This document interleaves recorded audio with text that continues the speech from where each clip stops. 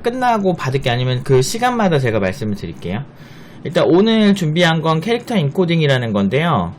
캐릭터라고 하는 거는 이제 문자죠. 문자고 이제 인코딩이라고 하는 거는 그것을 어떤 형태로 변환시키는 거.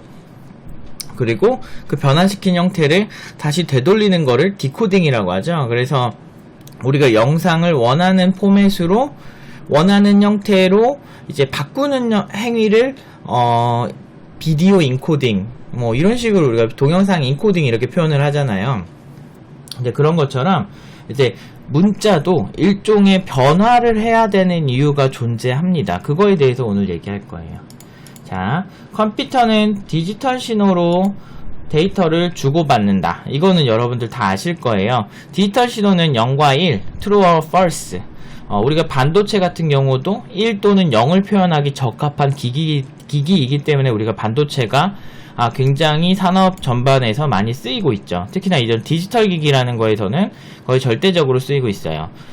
근데 이런 0과 1을 표현하기 좋은 수학의 체계가 뭐가 있을까요? 바로 이진수입니다. 이진수. 근데 이진수, 여러분은 이제 학교 다닐 때 수학이나 막 이런 걸 배우다 보면 이진수를 16진수, 이진수를 8진수로, 이진수를 뭐 10진수 이런 식으로 많이 변경해서 썼잖아요. 그런 것처럼 이진수만 표현이 된다고 하면 사실상 더 높은 진법으로 변화하는 거는 그렇게 어렵지가 않아요. 그렇기 때문에 사실상 컴퓨터는 이제 0과 1로 처리를 하지만 이 0과 1로 신호가 처리되는 거를 좀 더 크고 긴 단위로 본다면 모든 수학의 부분들을 표현해낼 수 있는 기기인 거죠. 정확히 말하면 컴퓨터라기보다는 디지털 기기가 다 그래요. 그래서 컴퓨터는 디지털 기기이다. 그렇기 때문에 컴퓨터 입장에선 모든 연산과 표현 수단은 숫자이다. 근데 모든 연산과 표현 수단이 숫자라면 우리가 곤란해져요. 뭐가 곤란해지냐면 일단은 화면에 어떤 문자 같은 거를 써야 되는데 우리가 아무리 수학을 잘하고 그런다고 해도 우리한테 수학으로 뭔가 얘기를 하면 사실 바로 해석이 안 되잖아요.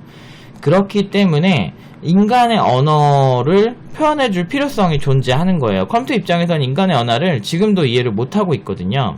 근데 그 표현 수단으로 어떻게 한다? 인간의 입장에서 맞게 활자처럼 이렇게 활자 같은 거죠. 이거 보시면 C도 하나의 활자, 이런 도장처럼 하나씩 다 이렇게 각인이 되어 있는 또는 이렇게 파져 있는 이런 하나의 그 문자 체계라고 볼 수 있잖아요. 이런 게 이제 옛날에 신문사에서도 이렇게 해가지고 많이 이렇게 찍어내기도 했었고, 그런 것처럼 이렇게 요런 문자 하나를 하나의 어떤 활자처럼 각인을 시켜서 문자 하나 표현할 때마다 컴퓨터는 숫자밖에 몰라요. 숫자밖에 모르지만 이 문자를 우리가 요청할 때 키보드에다 타이핑할 때마다 하나씩 빼서 이 그림을 화면에 보여준다 라는 개념으로 보시면은 훨씬 더 괜찮을 것 같아요. 이해하시기가 훨씬 편할 것 같습니다. 좀 이해하셨죠? 인간은 숫자보다 문자가 더 편하기 때문에 인간의 방향을 컴퓨터가 맞춰준 거죠. 그래서 우리가 폰트 설치할 때 아래처럼 많이 나와요. 이게 지금 배달의 민족 그 한나체라는 걸 제가 설치하는 화면을 보여드리는 건데, 각각의 이제 모든 이제 도형들에 대한 그림을 이렇게 폰트 설치할 때 보면 다 이렇게 그려줘요. 그래서 그려진 그림을 이렇게 하나하나 따로 우리가 키보드 타이핑할 때마다 호출해 주는 거예요. 그렇다면 모든 폰트들은 그림이 그려져 있겠죠. 예를 들면 뭐 한글에 대한 모든 경우의 수에 대한 그림은 다 그려져야 되겠죠. 근데 실제로 그렇습니다. 이 폰트라고 하는 건 그 그림의 모음인 거예요. 그래서 이런 어떤 그림과 이제 컴퓨터의 연결고리를 지어주는 역할을 하거든요. 그러니까 다시 이 그림으로 돌아가면 예를 들어서 지금 i라고 하는 거에 고유 컴퓨터가 찾아내는 숫자 번호를 매겨요. 그래서 i는 1번 뭐 이렇게 ABCD로 한다고 치면 A는 1번, B는 2번, C는 3번 이런 식으로 각각의 이제 번호가 존재합니다. 그래서 요거를 제가 이제 간단한 컴퓨터 실습으로 보여드릴게요. 일단은 팀노바라고 하는 요 이제 에디트 플러스라는 그냥 툴로 그냥 팁노바라고 하는 이렇게 텍스트가 적혀 있어요. 그러면 얘조차도 지금 보면은 요거 하나, 활자 2개, 활자 3개, 4개, 5개 이런 식으로 표현이 되어 있는 거거든요. 요거를 요걸 요로 당겨서 요거를 헥스비어로 보면 이런 식으로 표현을 할 수도 있다는 거죠. 이거는 16진수예요. 그러니까 팁노바의 이 t가 74번인 거예요. 지금 이 체계에서는. 그리고 2라는 부분이 이제 65번 16진수로 61번 6D 6D는 이제 M을 표현하는, 그리고 6E는 이 좌표가 있다는 거죠. 문자마다 좌표를 존재하는 거예요. 그러니까 근데 이 문자마다라고 제가 표현한 이유가 뭐냐면, 아무튼 어쨌든 이런 식으로 되어 있다. 근데 제가 좀 다른 케이스 보여드릴게요. 지금 보시면 제가 이렇게 세 개를 준비했어요. ANSI, 그리고 EUCKR, 그리고 유니코드라고 하는 이 세 가지 체계를 이렇게 텍스트 파일을 준비를 해서 요 세 개를 준비해서 제가 각각의 번호가 어떻게 다른지 일단은 보여드릴게요. 문자열 체계는 여러 종류가 있거든요. 그래서 ANSI 한 다음에 제가 이제 헥스비어로 보여드리겠습니다. 그러면 이렇게 74, 65, 61, 6D 이렇게 나왔어요. 자, 여기서도 헥스비어를 보면 74, 65, 61, 6D, 62, 6F 뭔가 비슷하죠? 네. 그 다음에 유니코드로도 한번 보겠습니다. 여기는 다르네요. 똑같은 문자가 있었는데 제가 그냥 헥스비어로 16진수로 바꿨을 뿐이에요. 팁노바라고 분명히 동일하게 써 있는데 헥스비어로 보면 바뀌어 있습니다. 뭔가 다르죠? 똑같이 16진수로 표현을 하지만 분명 뭔가 달라요. 얘네들의 체계가 다른 거는 제가 문자열 체계만 바꿨습니다. 문자열 종류 중에 문자열 체계 종류는 엄청나게 많아요. 나라별로 하나씩 다 있다고 보셔도 되고 엄청나게 많습니다. 그래서 만약에 제가 이거를 어디 있냐? 새 이름으로 저장, 지금 헥스비어로 풀어야 되겠네요. 이거를 새 이름으로 만약에 제가 저장을 한다라고 하면 사실은 이렇게 인코딩이라는 옵션이라는 게 하위에 있고 여기서 고를 수가 있어요. 지금 여기 좀 잘렸는데 more이라 그래서 누르면 정말 많은 인코딩 옵션들을 추가할 수 있습니다. 근데 여기 있는 게 다 있는 것도 아니에요. 제가 원하는 거 몇 개가 없어요. 그래서 실습을 살짝 아쉽긴 한데 이제 울트라 에디트나 좀 역사가 오래 깊은 에디터들을 보면 이런 체계들을 더 많은 걸 선택할 수 있습니다. 아라빅이라든지 발틱이라든지 뭐 말도 안 되는 우리가 전혀 모르는 이런 것도 굉장히 많죠. 자, 이게 뭐냐? 활자를 어떻게 관리하는지에 대해서 관리 체계가 다르다는 걸 표현하는 거예요. 그래서 쟤는 이제 한국에서 많이 쓰이는 세 가지 체계를 이렇게 사용을 한 거죠. 자, 이렇게 보시니까 조금 여러분들이 좀 이해가 되셨을 거라 생각해요. 그렇다면 각각의 이유가 있어요. 일단 EUC는 이제 한국에서 EUCKR이라고 많이 쓰는데 한국에서 많이 쓰이는 한글과 영어 표현에 특화된 체계입니다. 이런 체계에서 그 이상 이 친구가 표현할 수 있는 활자 범주 이상의 문자를 표현할 경우 문제가 생겨요. 대표적으로 아까 다시 배달의 민족 요거 이제 캡처로 다시 돌아갈게요. 요거 보시면 아시겠지만 지금 이 배달의 민족에서는 한글과 영어 정도의 디자인 정도밖에 안 했을 거 아니에요. 근데 여기서 갑자기 이제 배달의 민족에서 지원하지 않는 일본어라든지 아니면 다른 체계를 했을 때는 이제 다른 폰트를 차용해서 쓴다거나 아니면은 그냥 그 폰트가 지원하지 않는 문자이기 때문에 그냥 깨져버립니다. 아마 여러분들 포토샵 작업할 때 우리가 원하는 문자가 안 나오는 폰트를 선택했을 때 이상하게 찌그러지는 그런 문자들을 많이 보셨을 거예요. 자, 이런 문자 체계를 가지고 제가 한번 찌그러뜨려 볼게요. 예를 들어서 EUCKR이라고 하는 이 캐릭터 인코딩 옵션은 여기다가 제가 얘가 표현할 수 없는 무언가를 한번 넣어 보겠습니다. 일본어를 아무거나 넣고 저장을 한번 해볼게요. 일본어는 되나 보네. 그럼 뭘로 한번 해볼까? 그럼 되겠다. 이거를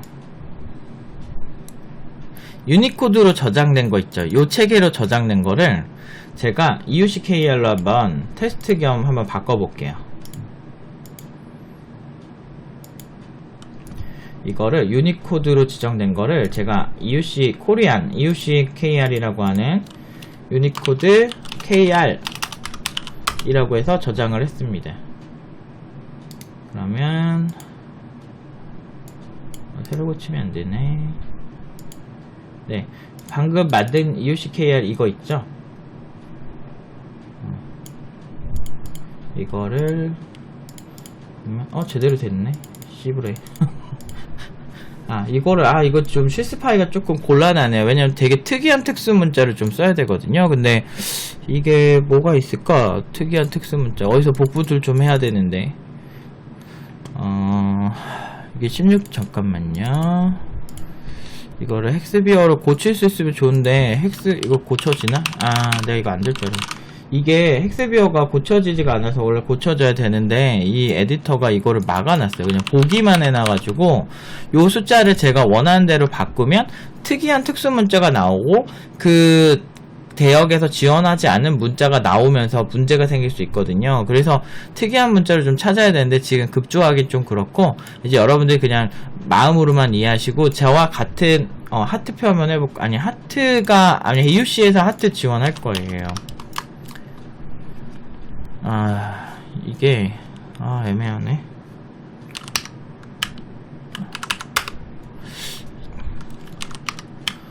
완전 특이한 문자면 좋은데 중국어가 지금 제 키보드에서 안 되는데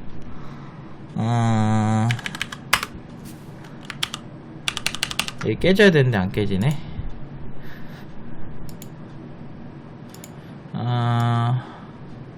지금 여기서는 이렇게 나오는데, 잠깐만요. 이거 끄고 다시 열면 열릴라나?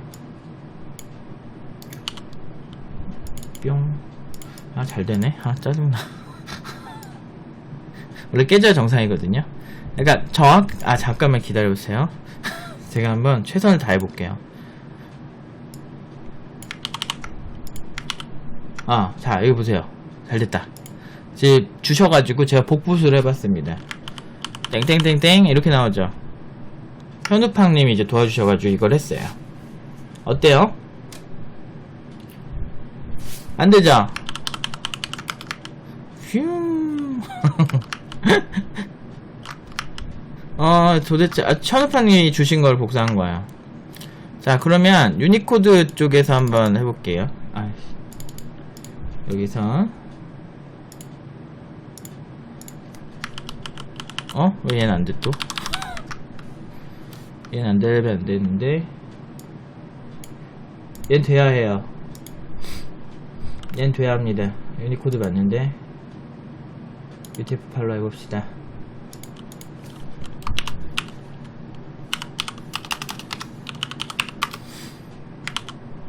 왜 안 되지? 여기서 복사할 때부터 잘못된 건가? 안녕하세요. 원래 돼야 합니다.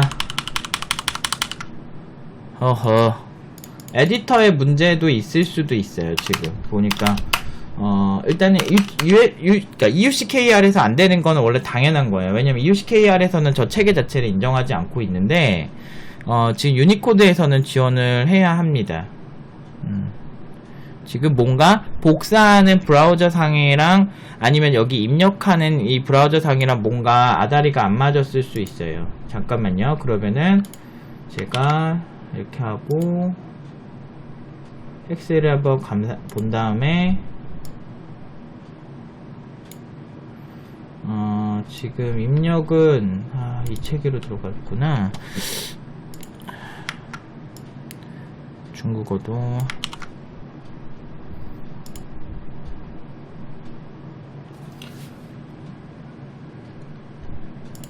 인코딩 설정을 바꿔서 제가 로드를 하겠습니다.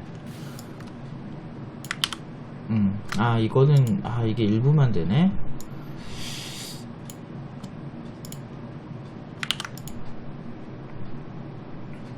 좀 아쉽네요. 이거를 조금 테스트를 더 하고 했어야 되는데 원래는 돼야 합니다. 애지간한 문자는 다 돼야 돼요. 지금 UTF-8 자 어쨌든 그거 말고 그러면은 자 보세요. 여러분들 지금 이제 유니코드로 제가 팀노바 쓰고 요렇게 입력을 한 거를 한번 헥스로 한번 봐주세요. 헥스 뷰어로 지금 보면 대략 FF740065 뭐 이런 식으로 써있죠. 근데 요거를 제가 요렇게 인코딩 변경 로드를 해서 바꿔볼게요. UTF-8 또는 안시로 한번 바꿔보겠습니다. 바꾸는 순간 문제가 없죠. 문제가 없습니다. 문제가 없는데 헥스를 보면 뭐야 왜 여기는 잘 되지? 여기는 지금 유니코드 일부러 쓰나보다. 그러면 제가 이거를 딴 걸로 다시 해볼게요. 한국어만 지원하는 체계로도 한번 바꿔볼게요. 자 이렇게 아이고 뭐야 이거. 자 갑자기 깨지면서 뭔가 문제가 되게 많이 생기죠. 너 뭐 하는 거야? 막 이런 식으로 막 지금 막 난리예요. 자기 혼자. 보통 이런 거를 굉장히 개발하다 보면 이 체계를 잘 모르면 굉장히 많이 경험을 하게 돼요. 이게 왜 그러냐면 여러분들 이제 웹 개발 같은 거 하시면 많이 느껴지실 텐데 얘도 지금 되게 특이하게 되죠. 수영하고 영화 보는 걸 좋아한다고요? 뭐가요?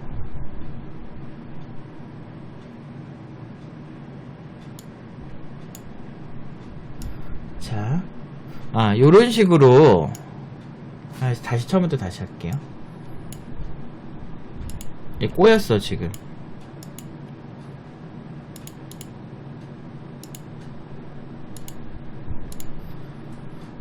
유니코드를 다시 열고, 자 여기 지금 유니코드로 만든 겁니다. 그 다음에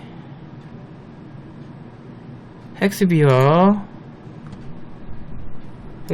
보면 FF7400 이런 식으로 나오는데 요거를 이 상태로 한번 인코딩을 바꿔볼게요. 근데 영어로 했을 때는 그래도 좀 이렇게 차이가 많이 크진 않아요. 영어는 세계 공용어고 컴퓨터가 많이 처음 나왔을 때 이렇게 시작을 하는 편이니까요. 그래서 제가 팀노바라고 한글을 한번 유니코드에서 친 다음에 인코딩을 한번 바꿔서 로드를 한번 해볼게요. 인코딩 변경을 한번 해볼게요. 유니코드에서 뭘 한번 해볼까? 코리안으로 바꿔볼게요.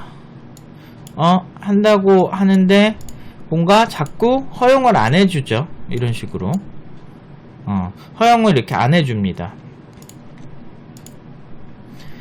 뭔가 너 이렇게 하면 너 깨질 거야 라고 얘기를 하는 거예요. 그리고 UTF-8로 한번 해볼까요? 이거는 해주는데 어떻게 돼요? 쓰레기 값이 나왔죠. 자, 아까 말한 문자 체계가 다르면 이런 문제가 생겨요.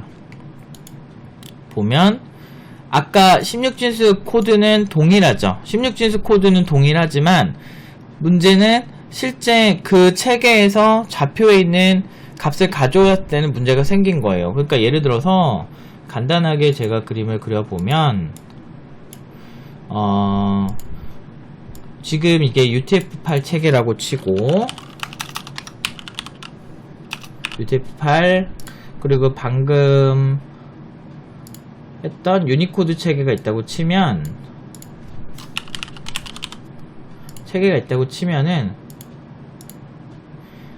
각각의 이제 한글 폰트가 이렇게 하나씩 뭐 팀이라는 글자가 이제 특정 좌표에 있는데 이게 유니코드 체계면 정확하게 뭐 아까 말한 16진수 번호 이 번지수가 만약에 뭐 FF라고 칩시다. FF라면 이거를 이렇게 찾을 수가 있는데 아니구나. 그러니까 유니코드에서 그렇게 했을 때 찾을 수 있던 거를 UTF-8 체계로 같은 숫자, 같은 16진수로 찾으려고 하면 여기로 가는 게 아니고 UTF-8 체계에 있는 그 팀이라는 글자로 가야 되는데 우리가 16진수로 여기로 지정을 하니까 UTF-8 입장에서는 그 위치에 이런 팀이란 글자가 있는 게 아니고 어떤 쓰레기값 또는 자기가 지원할 수 없는 글자가 있었던 거죠. 그래서 이 체계에 따라서 주소를 찾는 방법이 다른 거야. 되게 신기하죠? 근데 이제 이런 거를 잘 모르고 개발을 하게 되면 여러분들이 굉장히 좀 힘들어질 수가 있어요. 그러니까 왜 한글이 깨지지? 왜 이렇게 힘들지? 뭐가 문제지? 이러면서 굉장히 좀 난해해지실 수가 있습니다. 자, 어쨌든 그래서 1993년도에 일단 이것도 보여드리는데 그것도 하나 보여드려야겠다. 여기 보시면 이제 지금 제가 이렇게 파일 포맷을 나름대로 이렇게 다르게 이렇게 해놨잖아요. 저장이 아까 좀 꼬였을 수도 있는데 요 각각의 파일마다 제가 16진수 크기가 일단 다르잖아요. 같은 문자를 그러니까 표현하는데, 그래서 보면은 헥스비어를 끄고 보면 얘는 이 실제로 파일 크기를 보면 파일 크기까지도 좀 달라요. 보시면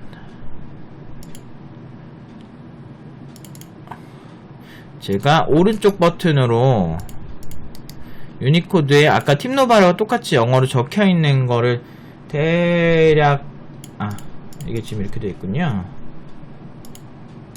이거를 파일 사이즈를 다시 갖고 오겠습니다.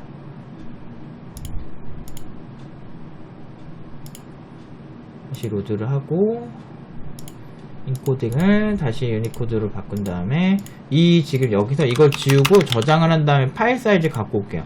지금 안씨도 똑같이 영어로 팀노바 써있고 이유씨도 이것도 다시 지워서 다시 저장하고 다 똑같은 문자를 3개 다 때려 넣었어요. 보면 이 3개가 가지는 파일 사이즈에 대해서 제가 한번 똑같은 스트링을 넣어도 똑같은 문자를 넣어도 얘 지금 안씨거든요. 8바이트 나옵니다. 요거 잘 기억하세요. 8바이트 나오는 거. 8바이트 나오고 얘를 헥스비어로 보면 지금 헥스 왜 안돼? 여기 헥스비어를 보면 약 16진수가 몇 개예요? 하나, 둘, 셋, 넷, 다섯, 여섯, 일곱, 여덟. 한 바이트에 16진수 하나가 표현된다는 걸 여러분들이 보시면 아실 수 있습니다. 이게 1바이트예요. 2진수로 치면은 8자리, 즉 그게 8비트라고 하죠. 8비트가 1바이트입니다. 이걸 표현하려면 그래요. 그 다음에 EUC도 한번 볼게요. EUC의 이제 파일 사이즈, EUC는 8바이트네요. 똑같네요. 동일하죠. 자, EUC가 8바이트니까 여기서 헥스비어를 보면 EUC도 또 동일하게 이제 8개의 바이트로 표현이 되네요. 자, 유니코드 한번 볼까요? 유니코드 헥스비어로 하면 졸라 많죠. 개수가 더 많아졌습니다. 자, 이 상태에서 갖고 오면 안 보여요? 안 보여요? 미안해라. 요렇게. 그래서 자릿수가 조금 더 늘어나 있죠. 아시겠어요? 18개, 16진수 18개. 그러니까 아까 걔네들이 8개였고요. 얘는 18개예요. 골 때리죠. 만약에 여러분들이 지금 여기까지 배우신 상태에서 여러분들 못 쓰실 거예요 라고 물어보면 여러분들은 100% EUCKL이나 안시를 썼을 거예요. 유니코드만 빼고요 라고 얘기를 하실 겁니다. 왜냐면은 같은 텍스트를 표현하는데 너무 이게 차이가 크잖아. 거의 2배 이상 차이가 나잖아요. 효율이 되게 떨어지잖아요, 유니코드가. 그렇게 생각하실 수가 있죠. 자, 1993년도에 대항해 시내라는 2라는 게임을 보면 이렇게 활자처럼 이렇게 한글로 나올 수 있는 모든 경우의 수에 이렇게 다 모든 거를 이렇게 마우스로 선택하는 이런 게임이었어요. 이름을 정할 때. 되게 특이하지 않으세요? 마우스로 이렇게 선택을 하게 돼 있어요. 사실 지금 같으면은 그냥 타이핑해서 치면 되잖아요. 그런데 왜 이럴까요? 이 당시에도 텍스트를 표현을 해야 하긴 하지만 이 텍스트를 표현하는 데 있어서 문자 체계가 아직 공급이 제대로 되던 시기가 아니에요. 정확하게 얘기하면 EUC KR이든 뭐든 뭔가 이렇게 표현이 돼야만 뭔가를 잘 할 수가, 그러니까 이렇게 효율적으로 사용을 할 수가 있는 건데, 문제는 깨지는 걸 막으려는 해도, 아니 그것보다 일단은 깨지려는 걸 막아도 어차피 우리가 키보드로 칠 수 있는 한글의 수는 대략적으로 정해져 있는데 사실 이렇게까지 할 필요는 없잖아요. 그냥 키보드로 사실 이상하게 깨지는 걸 입력하기가 좀 힘들잖아. 근데도 이렇게 돼 있어요. 활자처럼 기억 누르면은 기억으로 할 수 있는 모든 게 다 나오고, 이렇게 눌러가지고 이렇게 막 이렇게 하고 있어요. 자, 이게 그 당시에 문자 체계가 제대로 만들어지지 않아서 그렇거든요. 그래서 1991년도에 유니코드라는 게 나와요. 유니코드 1991년도에, 정확히 말하면 1987년도쯤에 나오거든요. 여기 보시면은 한글을 이렇게 지원하는 그 문자 체계가 나와요. 아까 여러분들이 안시나 이제 EUCKR 같은 그 용량이 적게 한글을 표현하거나 이렇게 뭐 하나를 표현하더라도 아까 8바이트를 팀노바라는 그 영문자를 8바이트를 표현하는 애들은 기본적으로 모든 전체 언어를 지원하기 위해서 만들어지는 애가 아니고요. 전체 언어를 지원하기 위해서 만든 언어는 아니고 이제 영어와 한글 정도만 지원하기 위해서 만드는 사이트예요. 지금도 이제 일본 사이트나 한국에는 지금 그런 사이트는 거의 없는데, 옛날에 한국에 특히나 제가 이제 처음에 웹개발자로 일하던 시기, 제가 고등학생 때나 제가 20살 때 일을 하던 시기는요, UTF-8을 쓸 것이냐, 캐릭터 인코딩을, 아니면 EUCKR을 쓸 것이냐, 뭐 이런 얘기가 되게 많았었어요, 옛날엔. 지금은 여러분들이 원하든 원치 않든 대부분의 개발은 유니코드로 개발이 되고 있습니다. 근데 제가 옛날에 공부하고 그런 시절에는 EUCKR을 쓰자 이런 얘기가 많았어요. 아까 여러분들이 보신 것처럼 용량이 작으니까. 근데 걔네들의 단점은 이제 그 표현할 수 있는 범주가 딱 정해져 있어요. 그래서 여러 문자를 통합을 못한다는 거죠. 근데 요즘은 글로벌 시대잖아요. 여러분들이 만약에 지금 여기 있는 문자 중에 뭐로 해볼까? 칸나다 문자? 뭐 아니면 주음부호 이런 걸로 만들어진 사이트로 여러분들이 들어간다고 했을 때 EUCKR이나 이런 모든 사이트들은 다 깨지죠. 모든 EUCKR을 쓰던 여러분들이 그 웹브라우저에서 여러분들 기본적으로 쓰는 인코딩 옵션들이 있어요. 그러니까 문자를 나 어떤 체계로 해석하겠다, 우리 컴퓨터는 어떤 체계로 해석하겠다라고 대략적으로 만들어진 게 있는데, 그걸 여러분들이 선택을 하지 않아도 크롬이나 여러분들 인터넷 익스플로러 이런 그 웹브라우저에서 대략적으로 디폴트를 선택을 하고 있어요. 여러분 운영체제에서 선택을 하고. 가끔 외국에서 이제 옛날에 외국에서 컴퓨터를 하면 한글을 입력하면 안 될 때가 있었어요. 운영체제의 디폴트 문자가 정해져 있어서 그래요. 옛날에 태국에 가면 이렇게 동전 이렇게 10바트 넣으면 30분 이렇게 PC방 하고 막 그런 데가 있었거든요. 카오산 로드에. 지금도 있는 것 같은데. 제가 21살 때. 근데 그때는 진짜 그런 경우 되게 비일비재했어요. 근데 요즘은 이제 뭐 해외에서 뭐 노트북을 사와도 설정만 조금 바꾸면 사실 그렇게 깨지진 않아요. 그 왜 그러냐면 이런 이제 그 유니코드가 많이 보편화되었기 때문이에요. 유니코드가 뭐냐면 그 유니버셜한 코드다. 그러니까 유니버셜하게 캐릭터 문자들을 모아서 하나의 체계로 다 모으자, 전 세계 언어를. 그렇게 나온 코드가 유니코드입니다. 그래서 여기 보시면 업데이트가 계속 돼요. 제가 끝에는 안 갖고 왔는데 최근까지도 업데이트가 되었습니다. 2019년에도 계속 발전하고 있어요. 전세계 언어는 발전하니까요. 그래서 사용할 수 있는 문자는 이걸로 시작해서 매년 업데이트되고 2019년 현재까지도 업데이트를 계속해요. 그래서 우리가 알 수도 없는 무슨 뭐 부기 문자 부기 문자, 룬 문자, 뭐 쐐기 문자, 음코 문자, 파스파 문자, 뭐 페니키안 문자 이런 것들까지도 굉장히 이 단체에서 열심히 지원을 하고 있습니다. 여러분들이 잘 모르는 세계에서도 굉장히 작은 발전이 계속 거듭하면서 가고 있는 거예요. 국제표준화 기구들에서. 그런 외계인이 발견되면 외계어도 들어갈 수 있는 건가요? 헛소리 하지 마세요, 헛소리. 근데 당연히 들어갈 수 있겠죠가 아니고, 그럼 큰일 나는 거 아니에요? 우리 지구 멸망 오는 거 아닌가? 아니, 농담하지 마세요. 자, 아무튼 그래서 이제 마지막 제가 하나 보여드리고 끝내려고 합니다. 다양한 유니코드 숫자의 의미는 이라고 해서, 여러분들 이제 아까 UTF-8이라고 나왔잖아요. 그게 사실은 유니코드의 한 종류예요. 근데 이제 그래서 이제 제가 드리고 싶은 말씀은, 그래서 요즘은 유니코드를 많이 개발을 한다. 근데 아까 보신 것처럼 조금 어떤 바이트 사이즈가 좀 커질 수가 있어요. 그 다른 친구들에 비해서 좌표 체계가 많을 거 아니에요.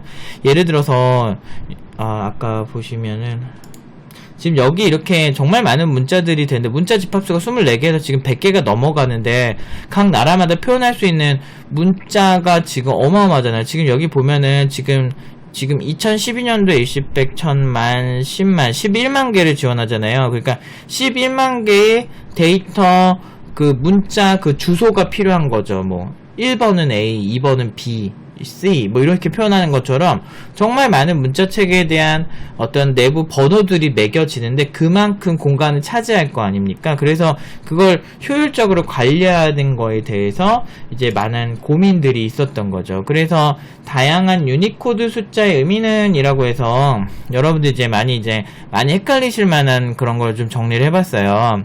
여러분들 이제 나중에 웹 개발을 하시든 일단 일반적인 이제 클라이언트 프로그래밍을 하실 때, 또는 이제 소켓 채팅 같은 걸 만드실 때 어떤 그걸 주고 받을 거예요. 일단 패킷을 주고 받을 거 아니에요. 패킷이 뭐야? 내가 로그인을 하려면 로그인 패킷을 보내고 서버에서 검증한 다음에 너는 들어와도 돼 라고 응답을 줘야 될 거 아니에요. 그래서 주고 받을 때, 무언가를 주고 받을 때는 컴퓨터는 이진수로 변환해서 주고 받습니다. 디지털 신호로 주고 받는데, 그 이진수로 여러분들한테 보내면 여러분들이 액체괴물 만들듯이 이진수로 받은 걸 UTF-8 체계로 해석을 해서 내가 받겠습니다 이거잖아요. 예를 들어서 상대방이 나한테 뭐 숫자로 01010000 이렇게 보내면, 그거를 아까 해석하는 방향에 따라서 아까 화면에 보시면 깨지기도 하고 해석이 제대로 되기도 했었잖아요.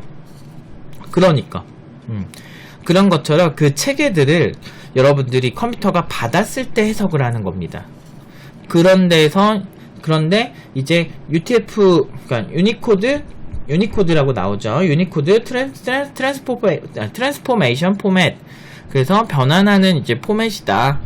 유니코드를 어떤 방식으로 변환을 할 것이냐라는 이제 여러 가지 이제 규격이 나온 겁니다. 그래서 UTF-8, UTF-16, UTF-32 이렇게 이제 세 가지 체계가 있어요. 사실 이거는 더 늘어날 수 있고, 세부적으로 보면 받아온 이제 디지털 신호를 변환하는 방법은 여러 가지가 될 수가 있습니다. 그래서 UTF-8은요, 여러분들 어렵게 생각하실 필요가 없는 게, 지금 이 문자를 표현하는 유니코드가 이 특이한 문자들 있잖아요. 느낌표는 우리가 아는 문자죠. 그래서 느낌표는 21번이라고 치고, 나머지는 이렇게 각자 번호가 ED30 번호, ED63, ED53, ED4D, 이건 H야? 뭐야? 이거는 동그라미 하나, 동그라미 두 개, 이거는 선인장, 이렇게 할까? 무슨 문자인지 사실 저도 잘 몰라요. 근데, 이런 거를 유니코드 트랜스포메이션 포맷 16으로 본다는 거죠. 16은 2바이트죠. 쪽 16비트로 이 문자 하나를 해석하겠다라는 뜻이에요.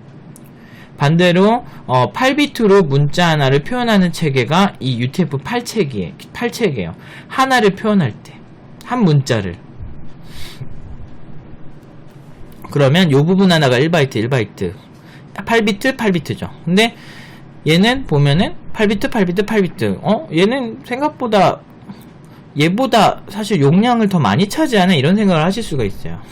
얘는 당연히 32비트겠죠. 4개로 한 문자를 표현하겠다라는 거죠. 관리를 하겠다는 체계겠죠. 근데 여기서 이제 방금 지적한 것처럼 왜 이거 문자 하나를 표현하려면 하나로 해야지, 8비트 하나로 해야 되지, 왜 얘는 3개로 늘어났을까요?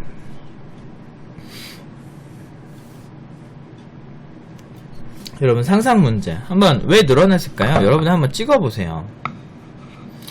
몇 명이나 보고 있나? 이거 어렵나? 21분 보고 계시네.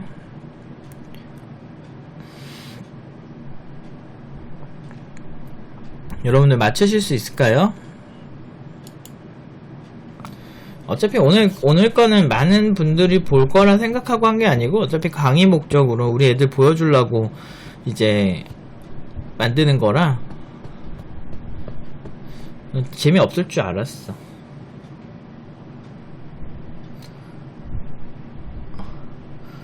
센스가 좋네요. 8비트로 한 글자를 표현하기에 글자가 너무 많아서 아까 11만 개 넘었죠. 지금까지 발전한 거는 훨씬 많을 거예요. 제가 알기로 훨씬 많을 겁니다.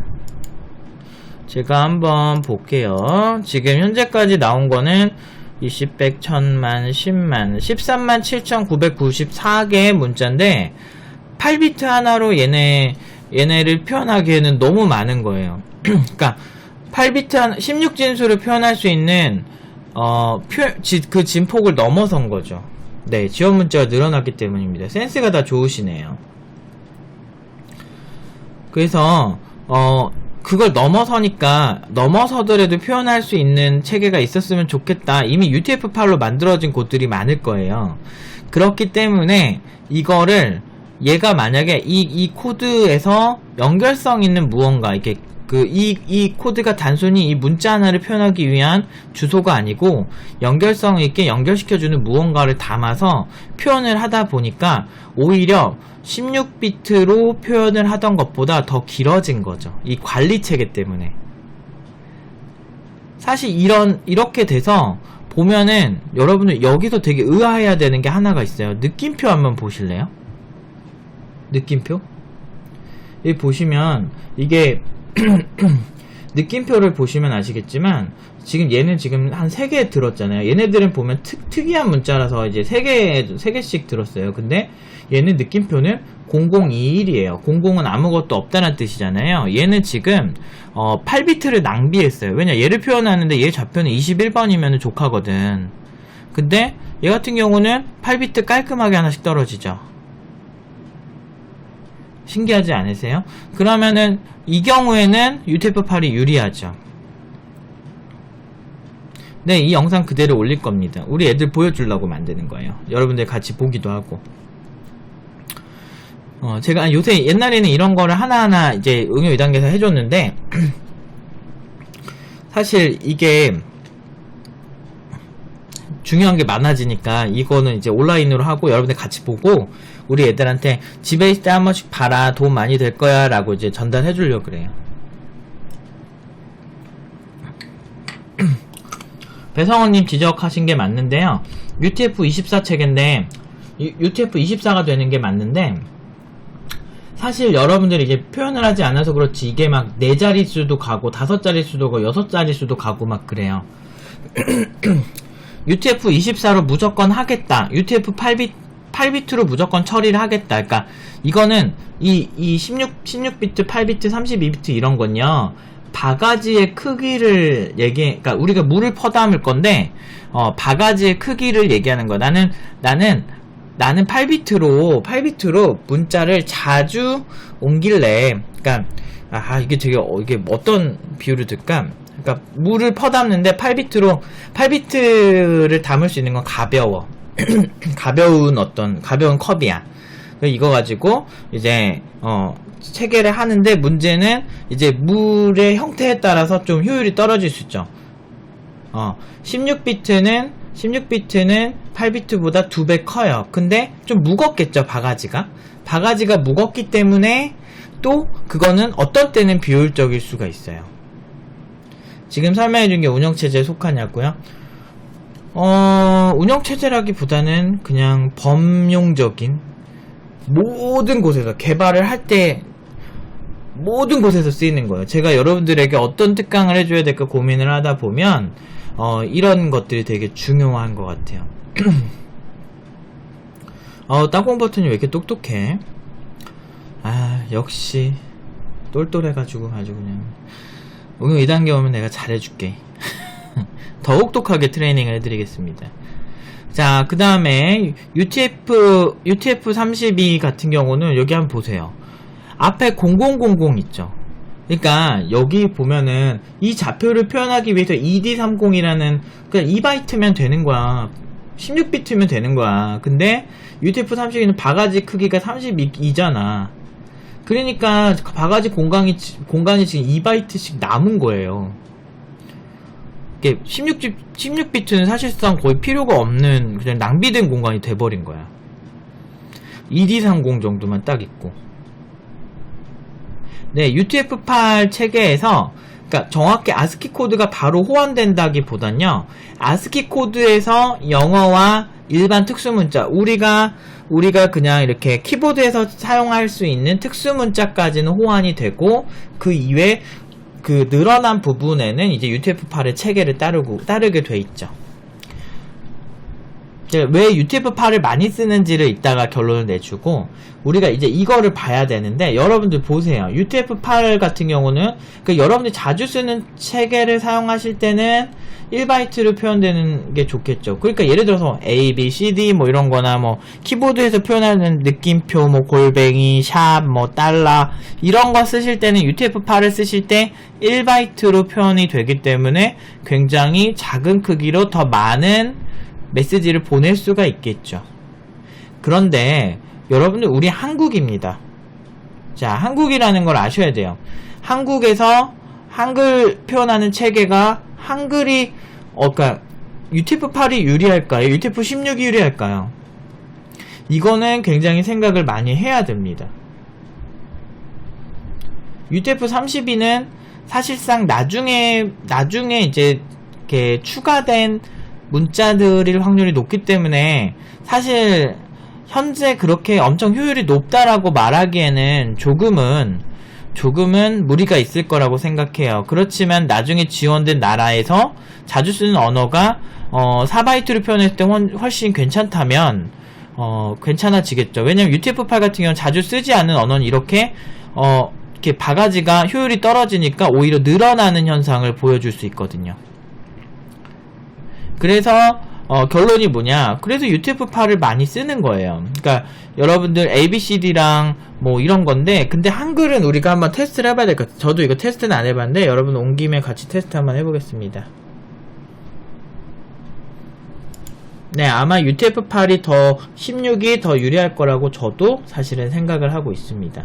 우리가 근데 우리의 실험 정신을 한번, 자, 일단은 유니코드에서 틴노바 이렇게 표현을 하겠습니다. 저장했고요. 그 다음에 헥스로 한번 보겠습니다. 지금 몇 바이트 나왔죠? 하나, 둘, 셋, 넷, 다, 열, 고, 여덟. 8바이트. 뭐야, 이거 금방 되네? 이렇게 지금 하나당 두 개 썼나? 몇 개냐, 이거? 1바이트, 2바이트, 3바이트, 4바이트, 5바이트, 6바이트, 7바이트, 8바이트. 자, 8바이트 정도면은 쇼부가 쳐집니다. 그 다음에 안시 체계에서 한번 팁노브 한번, 안시 말고요. UTF-8로 문서를 새로 만들겠습니다.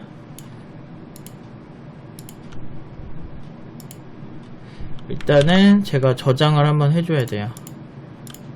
UTF-8로, 근데 제가 이게 문제가 있어요. 지금 이 툴 자체가 그렇게 여러 가지를 지원을 안 해요. 그게 문제야. 씨부레. 지금 방금 여러분들이 유니코드 보신 게 아마 UTF-8일 겁니다. 얘네 디폴트가 UTF-8일 거예요. 근데 지금 세 글자잖아요. 세 글자인데 지금 보면 세 글자에 지금 몇 바이트야? 이게 약간 애매하다, 크기가. 그러니까 제 예상으로는 어떤 거 하나는 세 개로 표현되고, 그러니까 이게 한 글자, 이게 팀. 지금 00은 지금 낭비되는 것 같기도 한데, 일단 한번 그냥 봅시다. 이게 팀, 바, 이렇게 되면은 세 개, 2개, 이렇게 UTF-8로 표현이 됐을 확률이 높아요. 근데 이렇게 3개까지 늘어나는 대역은 UTF-16이 훨씬 유리합니다. 그래서 UTF-16이면 2바이트면 그냥 표현이 되는 거예요. 그래서 제 생각에도 한글을 표현할 때 UTF-16이 더 유리할 수 있다라고 보여지기도 해요. 자, 이거 우리가 이제 배웠잖아. 이걸 배웠으면 우리가 이제 상상을 한번 해봅시다. 우리가 이제 여러분들이 만약 이거는 상상 문제예요. 정답은 없는 문제입니다. 여러분들이 만약 뭘 안 보여요. 아까 보여줬잖아. 아이고, 여기 있잖아요. 나 이거 보고 했는데? 보이는 거 보고 했는데? 아, 실수로 이클립스 눌렀다. 아, 이거 왜 켜졌냐. 됐죠? 아무튼 이제 상상 문제입니다. 여러분들이 만약에 하둡을 하는 거야. 빅데이터로 뭐 SNS의 모든 글들을, 정말 많은 글들을 크롤링을 해와서 이제 SNS에서 어떤 이슈에 대해서 어떻게 분석하고 있는지 여러분들이 좀 이렇게 빅데이터를 분석하고 싶어. 그런데 한국 SNS야. 한국 SNS라면 여러분들이 빅데이터라고 하면 데이터가 정말 많이 수집이 될 거 아니에요. 그거를 최대한 하드디스크에 더 많이 꾸겨 넣고 싶어. 일단 로가님이 질문하신 건 그 다음에 얘기할게요. 이 문제부터 우리가 같이 얘기하고. 최대한 하드디스크에 많이 넣고 싶어 라고 한다면 우리가 텍스트만 만약에 몇 페타바이트 단위로 만약 갖고 온다고 쳐봐요. 그러면 1페타가 1000테라잖아요. 엄청나게 큰 텍스트인데 실제로 구글이나 페이스북이나 수집되는 컨텐츠 생산되는 양이 그 정도로 엄청나게 커요. 하루에 생산되는 양 자체가 페타 단위예요. 여러분들이 구글에서 근무하고 있는데 구글 코리아에 또는 한국에서 생산되는 데이터를 여러분들이 다루신다고 한다면 사실 이런 디테일이 필요할 수도 있지 않을까요? 그렇지 않을까요? 그러니까 한글 데이터가 주로 생산이 되는 나라의 데이터를 갖고 온다면 저라면은 UTF-16으로 한국 데이터를 다룰 것 같아요. 그러면 그러니까 같은 공간에도 정말 많은 데이터를 담을 수 있거든요. 그러니까 사실 이게 적어 보여도 그러니까 2바이트로 한글을 처리하는 거랑 3바이트로 처리하는 거랑 사실 50% 효율의 차이가 있거든요. 그래서 만약에 빅데이터를 수집을 한다면 저 같으면 UTF-16바이트가 유리할 거라 생각하고요. 그리고 뭐 어떤 에스키모들이 쓰는 문자, 나중에 지원하는 문자를 지원하는 체계에 만약에 있다라고 한다면 저는 아마 다르게 할 거라고 생각을 합니다. 그때 뭐 UTF-32도 쓰일 수 있겠죠. 아무튼 오늘 여러분들에게 알려드릴 거는 여기까지고요. 여러분들이 문자를 어떤 방향으로 쓰느냐에 따라서 정말 효율이 달라질 수 있고 사실 이건 근데 그렇게 중요하진 않아요. 한국에서 하신다면 UTF-16 또는 8 정도까지가 괜찮은데 사실 암암리의 개발자들이 UTF-8만을 쓰죠. 근데 이거를 잘 알고 쓰는 거라기보다는 그냥 UTF-8 써 그냥 이렇게 쓰는 거예요. 근데 3개와 2개의 차이는 사실은 50% 효율의 차이가 있다. 이거는 아시고 여러분들이 정말 극단적인 경우, 그러니까 대기업에서 정말 천문학적인 생산이 되는 그런 기업에선 이런 걸 고려해볼 만도 하죠. 그렇기 때문에 디테일을 보는 능력을 키우시는 게 중요합니다. 자, 이제 질문 처리 한번 해볼게요. 학원에서도 그냥 UTF-8 사용하세요 라고만 합니다. 당연히 이걸 모르니까 그렇죠. 내가 그런 곳과 클래스가 똑같을 것 같아요. 다르니까. 수준이 다르니까 사실 이렇게 풀이해주는 거죠.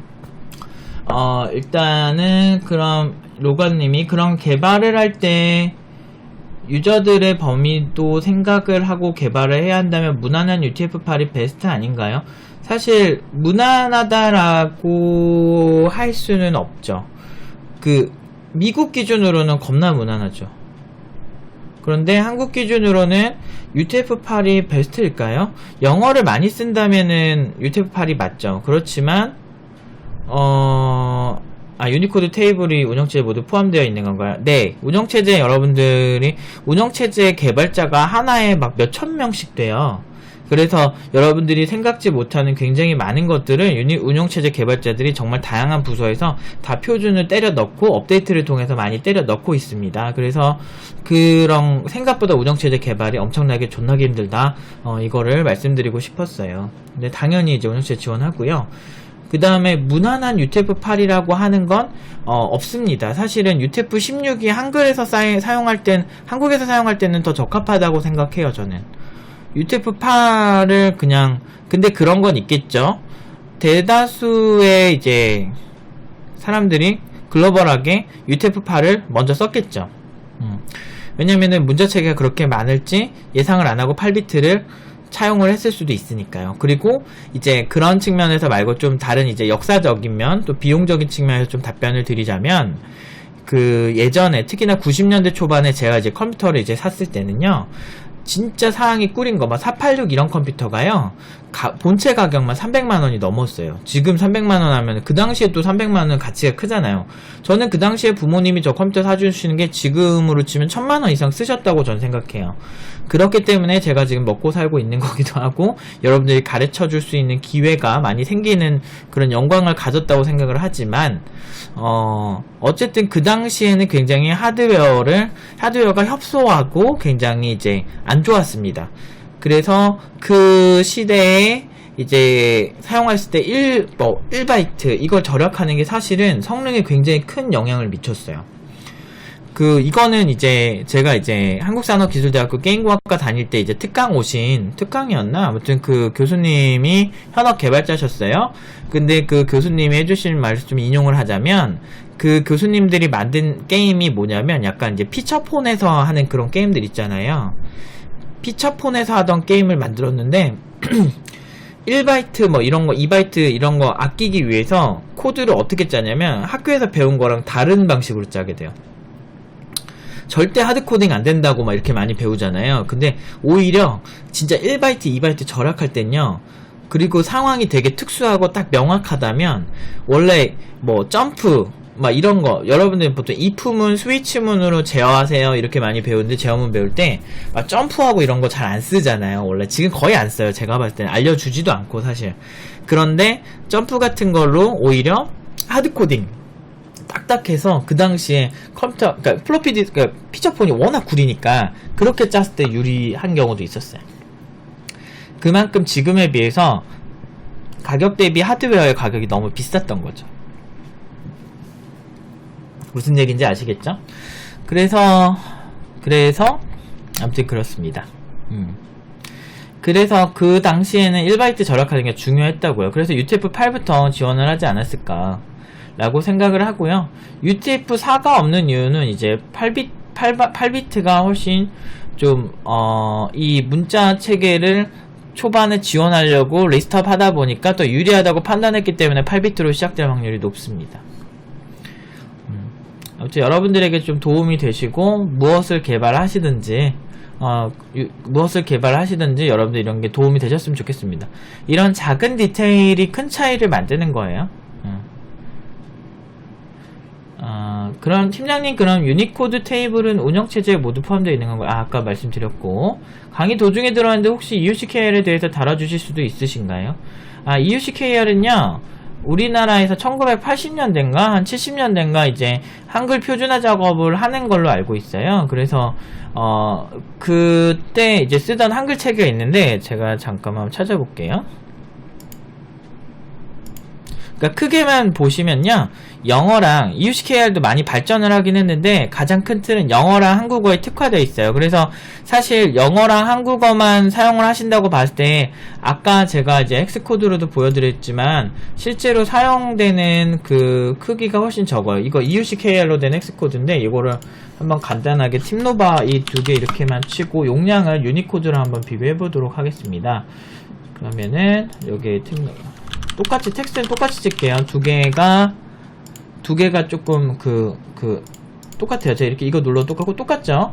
이렇게 하고 저장했어요. 저장하고 그 다음에 바이트가 실제 사용되는 걸 헥스비어로 보여드릴게요. 지금 이거는 EUCKR은 지금 몇 바이트죠? 1, 2, 3, 4, 5, 6, 7, 8, 9, 10, 11, 12, 13, 14 14바이트. 유니코드는 1, 2, 3, 4. 그러니까 얼뜻 봐도 이게 훨씬 크죠? 예, UTF-8과 EUCKR은 이렇게 차이가 있어요. 그래서 사실은 옛날에 EUCKR 쓴 게 미개한 건 아니고, 그 당시에 이제 안 좋은 환경에서 조금 비트를 더 적게 써서 효율성을 높이려는 어떤 똑똑한 사람들도 있었을 것이다 라고 하는 거죠. 그래서 이게 아무튼 그렇습니다. 그래서 이거는 영상 이따가 제가 간단하게 이제 자를 것만 잘라가지고 저 올리던지 그냥 이대로 올리던지 뭐 둘 중 하나 할게요. 귀찮네요.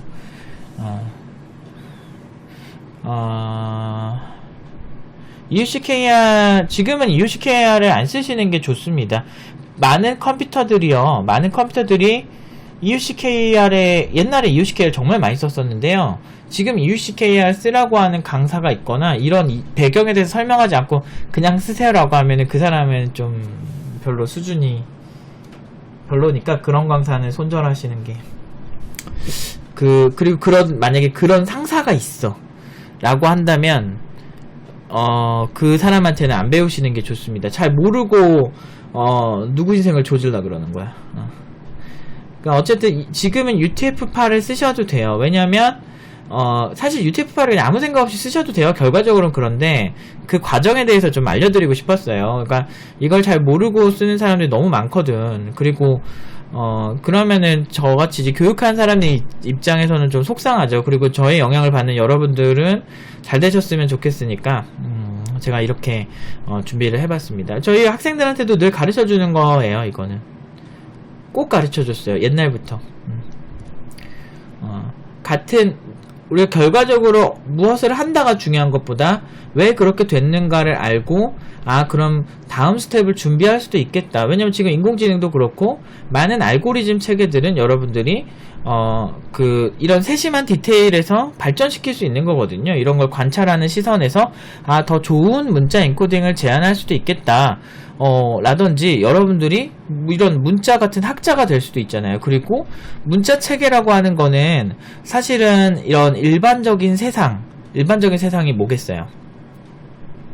일반적인 세상은 뭐 예를 들어서 이제 뭐 우리가 지금 아날로그로 쓰고 있는 한글, 뭐 아까 말한 뭐 구루무키 문자, 뭐 이런 여러 나라 언어학자들과 디지털 학자들이 함께 연구하고 이 체계를 만들어서 반영하고 있다는 거죠. 그렇기 때문에 이런 걸 자세히 보고 발전 동향을 알게 되면 자연스럽게 굉장히 융합이 중요하구나. 우리는 단순히 개발자가 아니고 아날로그 세상에서 가진 것들을 디지털화도 시킬 수 있는 그런 학자도 될 수 있구나.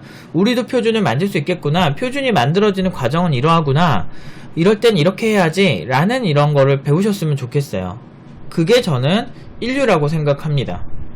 그렇기 때문에 공부도 열심히 해야 하지만 어떤 결과적으로 UTF-8 그냥 외워서 쓰는 그런 건 정말 나쁘다고 생각해요. 왜 그렇게 되었는가를 알고 호기심을 가지는 게 많은 어떤 천재들이 가지는 공통점입니다. 아이리스님 방송 잘 보신다고요? 감사합니다. 현우팡님이 그럼 하드웨어 발전이 많이 이뤄진 이 시점에서는 개발 서비스의 범위를 고려해서 선택하는 게 낫겠군요. 사실은 그렇게 할 필요는 없어요. 그냥 UTF-8 쓰세요. 알고 쓰느냐 모르고 쓰느냐에 따라 다를 수 있죠. 근데 만약에 우리가 생각을 한번 해보자고요. 대기업도 아니야. 그냥 중소기업이야. 지금 일 존나 바쁜데 이거를 굳이 UTF-32가 맞다 16이 맞다 이러면서 논쟁을 해야겠어요? 작은 기업이면 그럴 필요가 없어요. 그러니까 단편 영화 만들 때 디테일을 하나하나가, 그러니까 단편 영화 만들 때 또는 이렇게 작은 시간 이제 저예산으로 만든 경우 많잖아요. 그때 신경 써야 되는 거는 좀 큰 틀, 이런 걸 좀 신경을 써야 된다면, 대기업이야, 내가 페이스북이야, 몇 페타바이트 이상 데이터를 수집해, 이런 때는 이런 디테일을 챙기는 게 좋죠. 자, 이걸 연결해서 여러분들에게 좀 하나 더 말씀을 드리자면, 이제 페이스북이나 이런 트위터 아니면은 여러가지 이제 글로벌 서비스의 아키텍처를 공개할 때가 있어요. 그럴 때마다 랭귀지가 멀티 랭귀지거나 좀 되게 독특하게 여러 기술을 막 이렇게 쓸 때가 있어요. 그게 왜 그러냐면 이런 디테일이 걔네한테 이득이 되니까. 근데 중소기업이 그거를 어설프게 따라한다고 막 섞어서 쓸 때 이유도 없이 그냥 트위터에서 하니까 그렇게 따라하는 사람들이 되게 많아요. 공부를 할 때는 이유가 있어야 되는데 그 배경을 모르고 그냥 트위터에서 하니까 따라하는 사람들 보면 좀 답답하죠. 중소기업이고 일정이 만약에 타이트하고 이럴 때는 과감하게 다 쳐내리고 그냥 UTF 파일 쓰세요. 이런 거 선정하는데 시간 쓰는 건 좋은 상황은 아닙니다. 그런데 만약 여유가 있다면 이런 것도 고려해 보시라. 그러니까 결국 저희 팀노바가 지향하는 독특한 점이 뭐냐면 연구와 어떤 개발과 그 상황에 따라서 변화할 수 있는 스마트한 인재를 만드는데 그러니까 상황에 딱 맞는 그런 인재를 만드는데 좀 특화하고 있어요. 그래서 굉장히 독특한 팀원들이에요. 그래서 논문대회에서 상도 타기도 하지만 각 아웃풋 보면 또 개쩔죠. 뭐 그리고 이제 회사 가도 엄청나게 인정 빨리 받고 이런 이유가 이런 어떤 지적 유희를 즐기는 저의 어떤 성향 때문인 거예요. 상황에 따라서 똑똑하게 하는 게 가장 여러분들에게 좋은 거고, 내가 연구자가 됐을 때 포지션은 이런 식으로 디테일을 쪼개시고, 연구자가 아니고 중소기업이고 작은 기업이면 여러분들이 똑똑하게 그때 그냥 치고 확 들어가는 거죠. 중요한 것만. 그래서 우선순위 재배열, 어떤 상황에 뭐가 더 중요한 것인가 계산하는 능력이 굉장히 중요한 겁니다.